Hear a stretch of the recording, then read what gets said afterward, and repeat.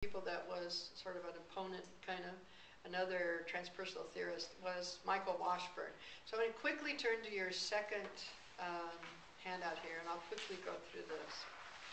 This is from the book called Ego and the Dynamic Ground. And this is a different way of looking at development than Wilber did exactly.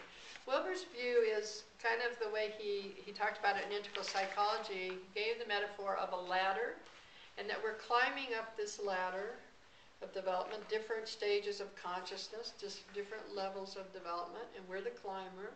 And at each rung on the ladder, we have a particular viewpoint, a particular perspective. So it's all about perspective taking. And so that's the view that you have at that rung. So if you go up another rung, you transcend and include the rung before. In other words, you don't lose it. That's become part of you. That's been your perspective. You go to another perspective. However, he points out that at the next perspective, you don't have the perspective before anymore. It's in you if it's incorporated it, but now you're at this point of view. You can't really look at it from where you were before. It's more where you are now.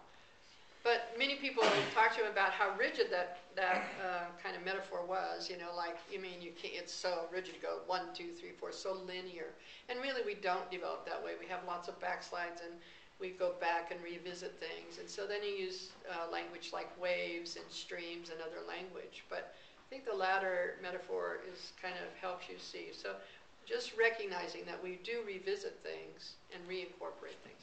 Michael Washburn had a different point of view. He says, look, it isn't just we go through these stages. It's more that when we are born, we are pure dynamic ground. And that's what his language for spirituality. You see that first circle, the ego is inside that dynamic ground. We're born in pure spirituality. You know, the normal autism kind of thing. But this spirituality, this is in the pre-egoic phase. In the egoic phase, you'll see next, this ego separates away from your own spirituality.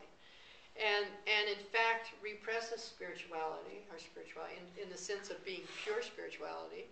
But he has these two poles, the egoic pole, and this should have been the non-egoic pole instead of the trans-egoic. It should have been the non-egoic pole, or dynamic ground. And basically, it's like, it's a dialectical kind of process where our ego self and our spiritual dynamic ground, we interact throughout a lifetime, back and forth. We interact with our spirituality, like it's an other person almost. We're not it, we interact with it. And then ultimately, we move in that egoic phase. We're in our mental, egoic, rational self most of our adult life. If we move into that trans-egoic stage, at that point in time, that's where the ego, this trans-egoic self, reconnects with spirituality. The huge difference between Michael Washburn and Wilber is that Washburn, as a transpersonal theorist, would say that spirituality in which we were born is the same spirituality with which we reconnect later on. But Wilber would say that our spirituality, we develop that over time. It changes with us and development is evolutionary along with self. And that's quite a big distinction. At first, Wilber kind of felt the same way as this, and he later kind of recounted it or changed his view and said this is what he called the pre-trans fallacy. I know, Jeff, you're really familiar with that.